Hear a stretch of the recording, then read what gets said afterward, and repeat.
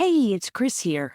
And whether you are feeling the turkey habanero chili vibe, or my barbecue roast salmon with a really delicious fall harvest quinoa, let me tell you, my menopause meal plan gals, they are getting it all this week. Really delicious meals calculated nutritionally just for the peri, post, and menopausal woman. You can find more info at emptynestkitchen.com. But now, time for the episode. Welcome to the Empty Nest Kitchen, where we're finding fun in the kitchen now that the kids have flown the coop. I'm Christine Van Bloom, a cooking teacher with over 25 years of experience, here to show you tips, tricks, and joy in your kitchen, all while trying something new. Let's get cooking. Oh, happy day. Chris here, and I am just feeling the healthiest vibe in my life right now. And I wanted to bring on Dawn McGee. Hey, Dawn, how are you? I'm good, Christine. It's so nice to be here. Thank you for having me. Do you so much, Dawn? Where do you live? I'm in the Boston area. Well, that's where I thought. I love this. We're going on the East Coast now. I love this so much. All right, we were talking just before we got started, and you have the best title. Tell me what it is that you do. Thank you. So I am a wellness strategist and nutrition evangelist. And I like to say that being an evangelist, it just means that I'm so super passionate about helping you change your nutritional platform so that you can live a better life. That means everything to me.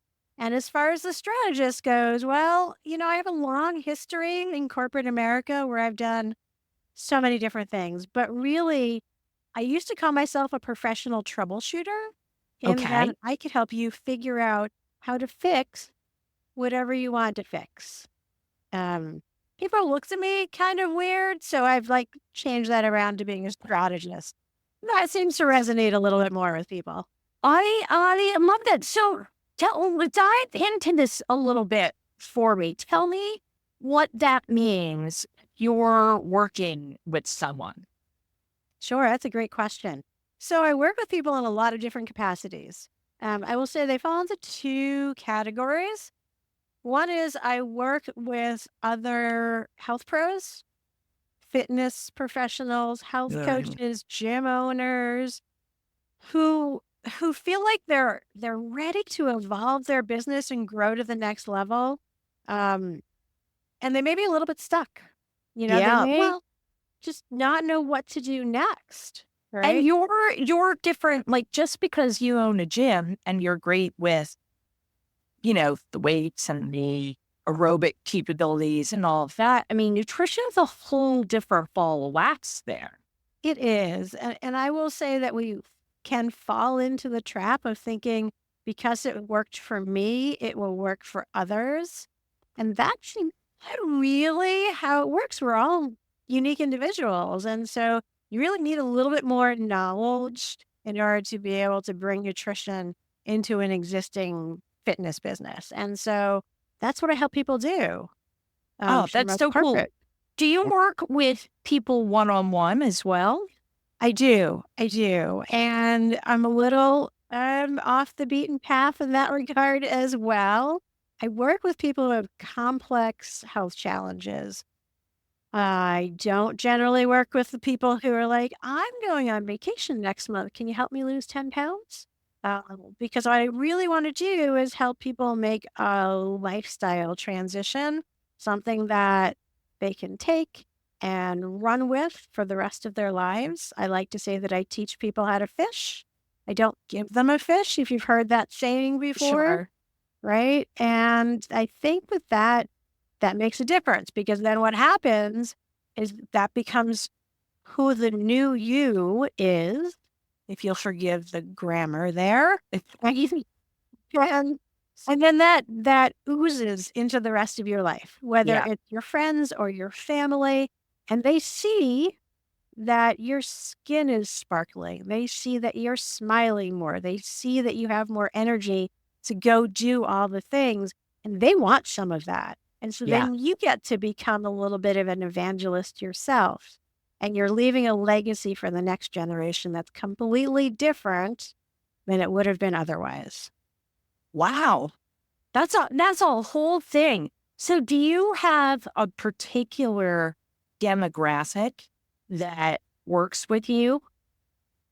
So it's a specialty in the complex health challenges. So think, for example, someone who has chronic kidney disease and a former eating disorder, or someone who has an autoimmune challenge and is recovering from cancer.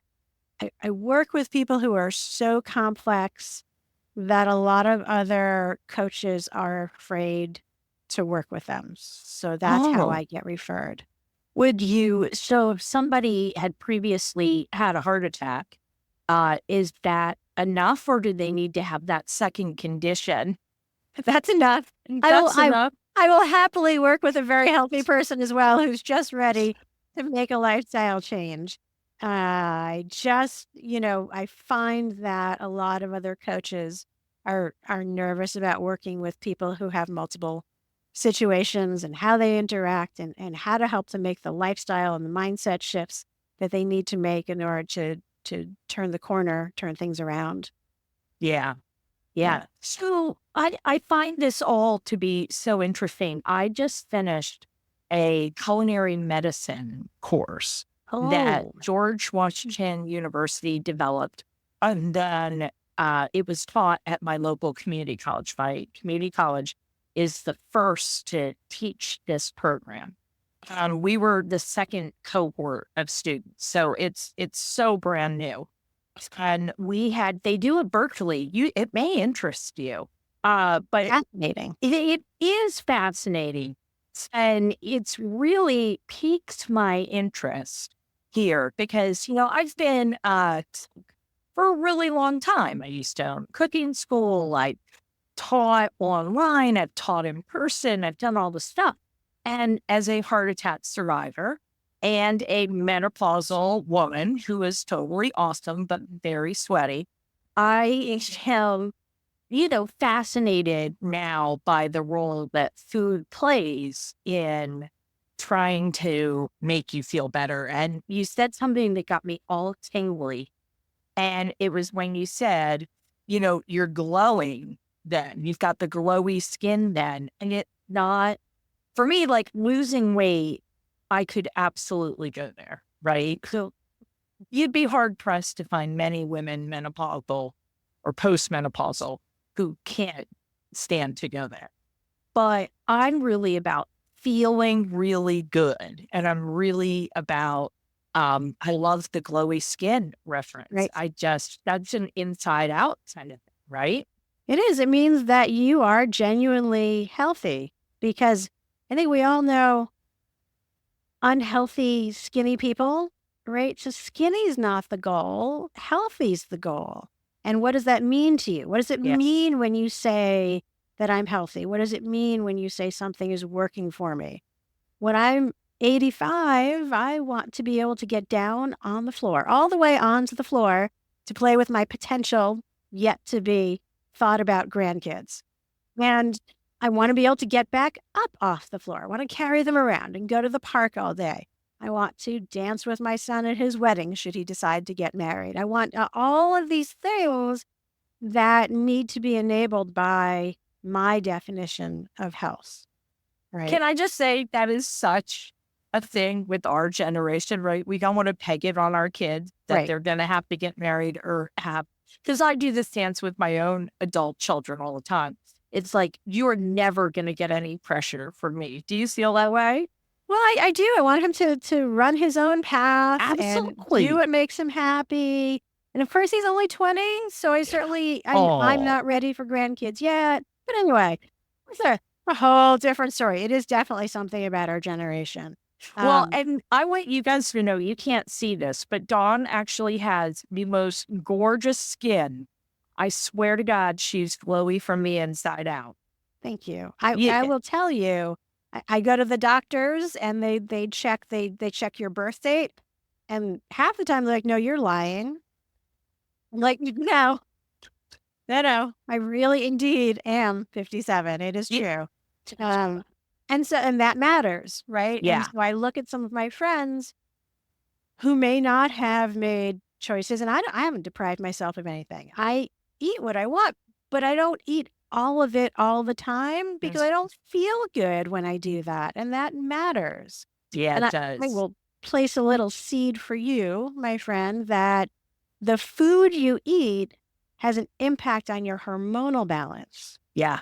So for all of the peri and menopausal and postmenopausal women out there who may not have the hormone balance that they want, some of that can be re-engineered by how you eat. That is actually something I'm working on right now because I can tell you, because I started really paying attention, the foods that make me feel good and the foods that make me sweat.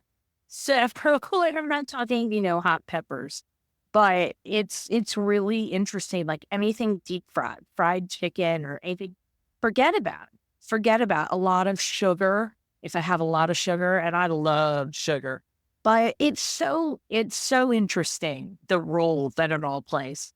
Now, I have a question for you. Shoot. Tell me what one of your success stories looks like. So I have fun favorite success stories from both halves of my business. I will share with you. I did mention, for example, one of the conditions that one of my clients had, chronic kidney disease and recovering from an eating disorder. And while your stereotypical woman will come and say, "I want to lose weight," she said, I'm underweight. I need help gaining weight." And we shifted around a lot of how she thought about food, right? And I'm not a psychologist. She was working with other people. So the whole eating disorder piece is not part of my business. But the how do you put food on your plate in a way that it now serves your body better, that's what I do. And so we worked through some of the mindset challenges about food and portion sizes and eating throughout the day and how to put a better plate together that served her body. When you're doing that, that also will help your kidneys, right? Chronic kidney disease is still chronic, but you can balance your electrolytes a little bit better. You can balance your hydration a little bit better. You can work on your stress a little bit better. You can work on your sleep a little bit better. All of these things, it's not just food, right? It's all of the things that make us a person, because we're not just a plate of food or a pair of running shoes. We're everything, and it all Well, impacts us. okay, so, and do you delve in at all? Like I've just started, I have so little knowledge. I have just enough to make me super annoying. So I know that potassium and phosphorus play a big deal in kids' diet for someone with kidney disease. Is that something that you play around with too as you're working on their plate? So if they have medical results, Okay. right, we'll take a look at those and see where they are. It's outside the scope of my practice to be so prescriptive with Got it. regard to a specific level and things we can do. She says, "My doctor has said I really need to increase my potassium." We'll look at potassium-rich foods that she can add to her regular routine. Her diet, by the way, diet is a noun, not a verb. It's just what we eat. It's not something we do. And those are the kinds of things that I would do, right? Yeah, absolutely. I mean, scope of practice is so important. Huge. That's huge, huge, huge.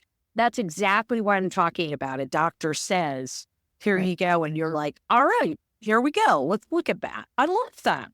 On the other hand, I have another client whose doctor said to him, "Have you considered a plant-based diet?" And one of his challenges was rheumatoid arthritis, which is an inflammation-based challenge. And I said, within the scope of my practice, is that because your doctor wants you to reduce your inflammation, or is there another reason? And he said, it's because of reducing my inflammation. I said, well, we can address that in other ways with your food if you and your doctor agree. So, for example, we reduce the gluten and the dairy, which are inflammatory foods, and the sugar. When you said you're a sugar fan, he's a sugar fan. As he's recovering, his doctors told him to consider ice cream a liquid and go have as much as you want. Oh, That's fabulous during the acute care and recovery phase of your life. May not serve you well for the rest of your life. So how about if we talk about that a little bit? So yeah. So those are kinds of things. And then another success story from the business side of my business is working with a really wonderful woman who had a thriving fitness practice and wanted to expand. And she works with people all over the world. She's mostly online. And we coached her through adding the PFC3 program into her business in a way that was synergistic and woven seamlessly. And she's running groups and she's working with clients. And because it's a turnkey digital program, it's not something that she had to create or work from scratch. She does need to be certified in it, but compare that to designing something from scratch. Oh my gosh, yeah. It's a completely different scope of magnitude. And is that a program you have developed? It's not. Interestingly enough, I know what it takes to develop a program from scratch because I did. And it took me 2 years. Oh my gosh. But I've been working with the PFC3 folks for over a decade as well. And when they brought theirs into the digital world, it was just amazing with technology. And they've got a much bigger team than I do. So why wouldn't I partner with them to offer the same philosophy that I teach and have someone else manage the technology? Heck yeah. Just smart business. Technology, man. I had mic problems just getting this started today. Right? So we know that if we can take one thing off our plate, we don't have to do everything. Just like in the nutrition world, right? When you're trying to make changes, you don't have to do everything all at once. You do a little bit now, and then you build on that, and you build on that, and you build on that. And all of a sudden, you're running. And who knew? Yes. I know. I want those knees. I wanted those knees. Having watched the Olympics all summer and all of those young springy knees. And then I just watched something from the Paralympics with a fellow doing the high jump who had one leg. Wow. Not one leg and then had a bleed or something on the other leg. Just truly one leg and clearing it was incredible. And I'm like, okay, I got to get down on the floor. Get back up again. They're amazing, but we all have different goals. We have to have the goals that suit us, right? I am not an Olympian as far as physical prowess or skills goes in any way, shape, or form. Love to watch them. Love to do what I can. I love to play pickleball. I love to go for walks. I love to do other things. I strength train. Super important for women who are getting older. Build that bone density back up. But I'm not running. I'm not doing the high jump. I'm not doing the broad jump. I'm not doing the 50-yard dash or whatever, 100-yard dash. So I hear you. So what are some components of a plan when you are working with someone? If you're working with someone individually, I come into you. How does the process work?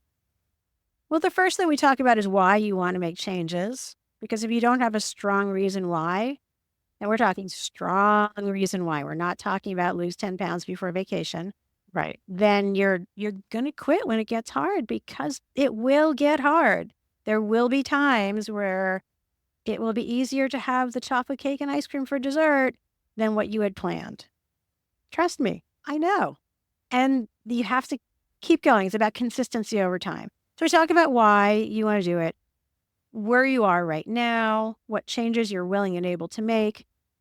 And we talk about these 6 spinning plates. If you can envision keeping 6 plates spinning in the air, it's your nutrition, it's your movement, it's your hydration, it's your sleep, it's your stress, and it's any supplements or medications that you're taking.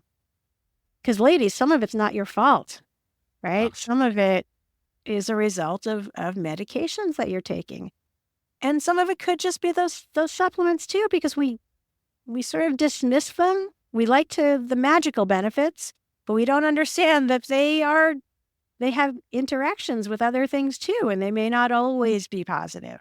So those are the whole picture person that we look at, and we pick an area to work on. We sort of chip away at it, call it the 1% at a time methodology. We just do a little bit at a time. We build from there. Oh, I love that. I think that's really good. I am a woman of extremes. So I, I shall eat nothing but carrots with one avocado every other day and, bologna. And I make it about 2 hours. And then I go, there's the stupidest thing ever. Vanilla latte for me, right? So I love the little at a time. So I think that's important. I don't think you can go from, pulling through the drive-through every day to eating whole grains, by Absolutely. flipping a switch. You can't, because motivation is not a strategy. You cannot keep Hold that way. on. That's good. That's a big one. Motivation is not a strategy. It will dissipate. It'll get you out of the starting gate. It will Mhm. not get you to the finish line. And let me say, there is no finish line. Not while we're all still alive. This is a lifetime journey of wanting to be as healthy as possible. Yeah. So you said you play pickleball I do. and you go for walks. What else do you do for fun? Well, I love to socialize with my friends. You travel. We're heading to Sicily in October for a cooking retreat, which is Nice. so fun. Love to eat in Italy.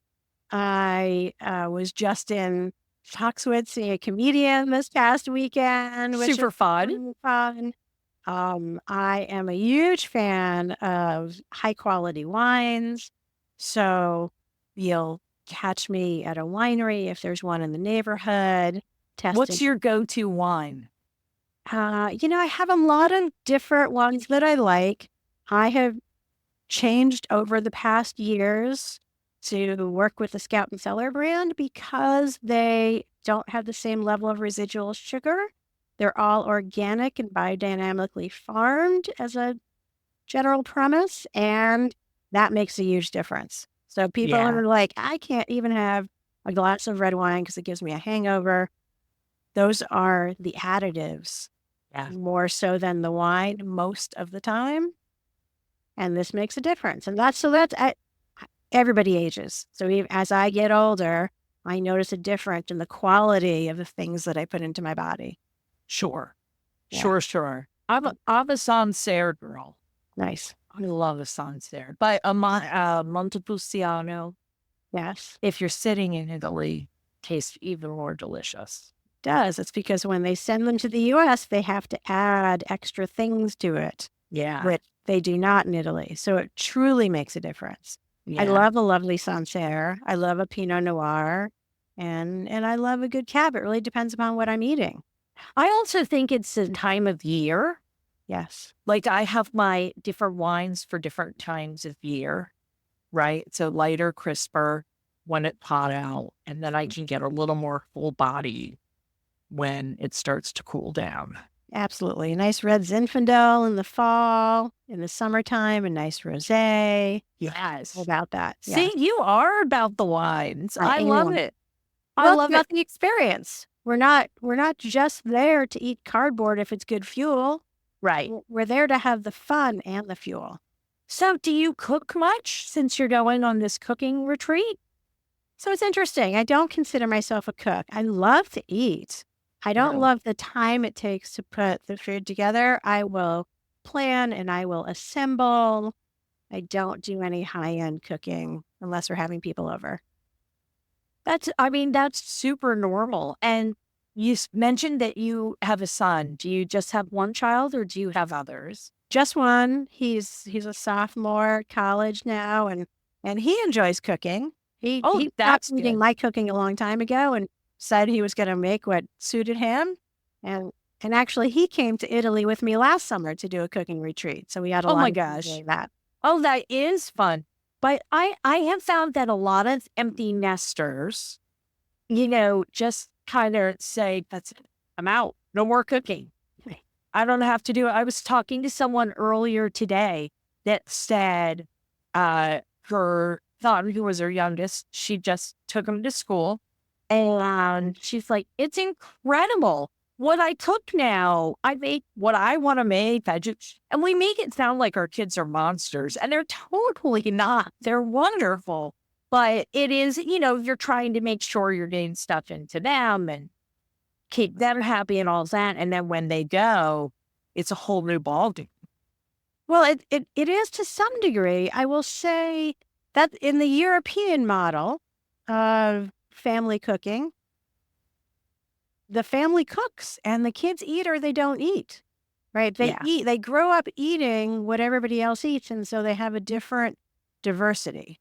Diversity, variety, it's important for the health of your microbiome as well. Bring it all right back to nutrition. So we think it's just fun to have different food. It satisfies our taste buds. It also makes our gut really happy. Ah, that's so good. I love a happy gut. Don't we all? That matters. That matters. It does matter. It matters a lot. Yeah. Well, I think that then, when I was cooking for my kids, I've never been a make a special meal sort of person, but I was so much more focused on I just feel like the pressure has come off because my husband and I are much more flexible. There was a time, I'm not proud of it, but there was a time last winter when I said, I am making mashed potatoes for dinner. That is all I am making for dinner. If you want anything else, you can figure it out, but I will make you really great mashed potatoes. And we sat there, we both had a bowl of mashed potatoes, and this is the exception for sure. I'm sure your nutrition loving heart is like, no. Well, it's a little high in carbs and fat without a lot of protein in it. Plants, of course, do have protein, but but it's not about being perfect all the time. It's about being consistent 80% of the time, right? Yeah. It's about how do you feel and the results that you want and what kind of effort do you put in order to get those results. I love that. I love that so much. All right. So if somebody is like, Dawn McGee, I am into this. You have piqued my interest as well. And if somebody's interested in working with you, you do everything virtually, right? I do. I work with people all over the world. Is that not the coolest thing? Were you like that before COVID hit? I was. You probably got that sense from me. I've been doing virtual work for a dozen years because in the Boston area, there's traffic. It's not New York or San Francisco, don't get me wrong, but there is traffic. And so it's a hard enough hurdle to get someone to the point where they're ready, willing, and able to work on themselves. If you throw in a commute on top of that, it's just not happening. Nightmare. Yes. Nightmare. No, I just think it's so wonderful, the way the world has expanded. Yes. I think it's fantastic. So if somebody wants to find you, where are they going to find you? Well, they can find me on the interwebs, as they say, dawnmcgee.guru. It's .guru. Next. Because that was what was available. Or you can find me on Facebook or Instagram, DM Nutrition Coach. And I'm there. Reach out if you have questions. I'm always happy to chat. I love, as you can tell, love to talk about all of this stuff. So reach out. Happy to chat. That's awesome. And I am 100% going to put it in the show notes. So you all will be able to do just a quick little point and click, and you will be able to get to Dawn and check out all of the cool programs that she's offering and ask her questions and all that good stuff. Dawn, I'm so grateful for all of your time. Thank you so much for having me. This was such a fun conversation. Oh my gosh, thank you. I learned a little something. I really appreciate it. Very cool. All right, everyone. So you've got to check the show notes. You'll be able to get Dawn's information. I cannot wait to see you. Take a look for upcoming classes, emptynestkitchen.com. And as always, I'll see you in the kitchen.